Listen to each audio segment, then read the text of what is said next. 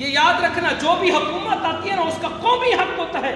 یہ ضرور نہیں کہتے ہیں جی علماء مولوی کیا کریں گے سیاست میں, یہ حکومت کیسے کریں گے, یہ کیسے حکومت سنبھالیں گے.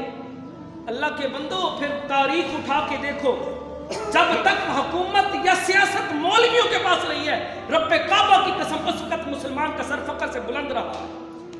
جب سے حکومت اور سیاست ان ظالموں کے پاس آئی ہے اس وقت سے مسلمان پستا جا رہا ہے اور نیچے جا رہا ہے.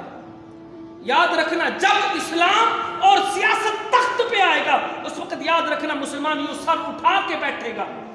مسرت میں جب اسلام بیان ہوگا یاد رکھنا پھر کسی کافر یہودی کو ہمت نہیں ہوگی.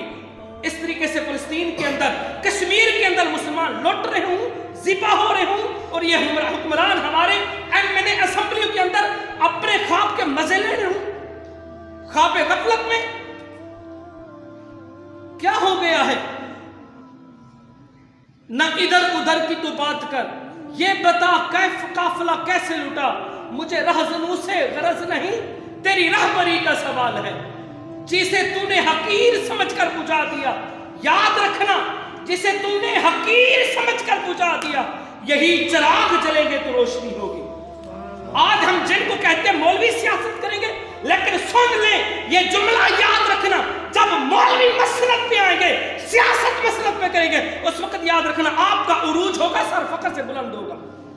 آج تو ہم ان ظالموں کو یاد رکھنا, جب آپ الیکشن کے دن 8 فروری کو ووٹ دینے جائیں گے نا, آپ کا کوئی لیڈر, آپ کا کوئی پارٹی والا ممبر نہیں دیکھ رہا ہوگا آپ کس کو ووٹ دیتے ہیں, نہیں دیکھ رہا ہوگا, لیکن یاد رکھنا مدینے والا مدینے میں بیٹھ کر تمہیں دیکھ رہا ہوگا.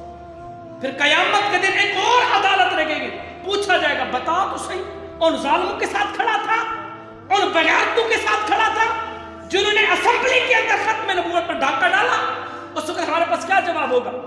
کیا ہم بے قصور نہیں؟ وہ تو آتے ہی آتے ہیں, ان کو کون بٹھاتا ہے؟ ہم بٹھاتے ہیں, ہمارے ووٹ کی طاقت سے آتے ہیں. اگر ہم ان کو ووٹ نہ دیں تو یاد رکھنا یہ گلیوں میں روتے ہوئے نظر آئیں گے. ہم اس لیے دیتے ہیں جی گلی بنوا کے دیں گے, کیا خاک گلی, گلی تو ہم نے خود بنائی ہے, کیا کھمبے لگوا کے دیں گے؟ یہ تو قومی حق ہے.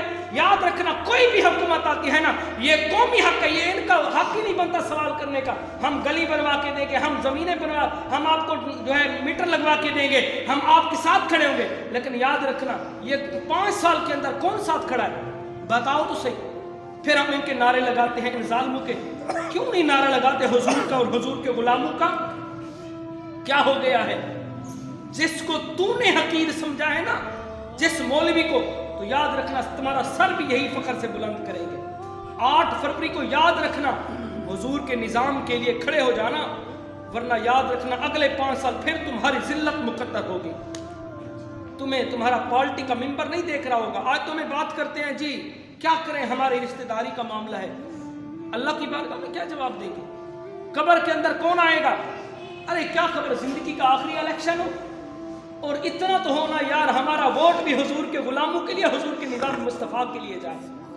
اتنا تو ہم فخر سے کہہ سکیں جب مر کے پہنچے قبر میں, حضور کہیں منہ نہ پھیر دے, بلکہ جاتے ہی عرض کریں اے اللہ کے نبی, تیرے ہی امتی کے لوگ, تیرے ہی غلام آئے تھے, انہوں نے کہا تھا حضور کے نظام کے لیے ووٹ دینا ہے, اور تو کچھ نہیں تھا, اگر جان بھی مانگتے تو وہ بھی وار دیتے, لیکن ایک ووٹ ہی تو مانگا تھا.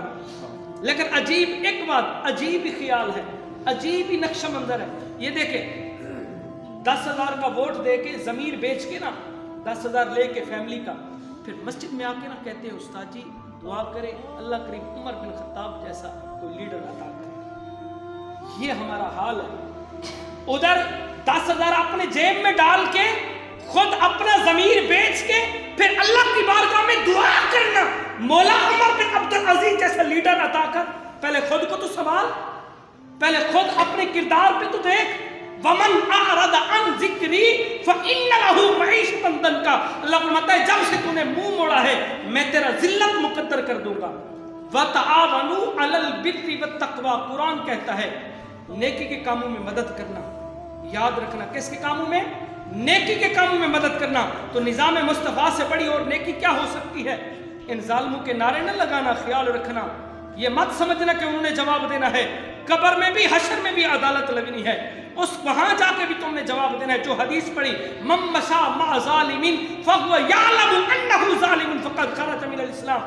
حضور نے 1400 سال پہلے بیان فرما دیا تھا. حضور نے فرمایا جو جانتا تھا یہ بندہ ظالم ہے اس کے باوجود اس کے ساتھ کھڑا. حضور نے فرمایا کسی عالم کو, کسی مفتی کو, کسی جو ہے قاری کو فتویٰ لگانے کی ضرورت نہیں ہے.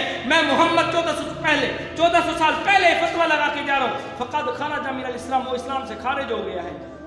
تو پھر بتاؤ, دعا ہے اللہ کی پاک بارگاہ میں, یاد رکھنا 8 فروری کو خیال رکھنا, ضمیر نہ بیچنا حضور کے نظام کے لیے.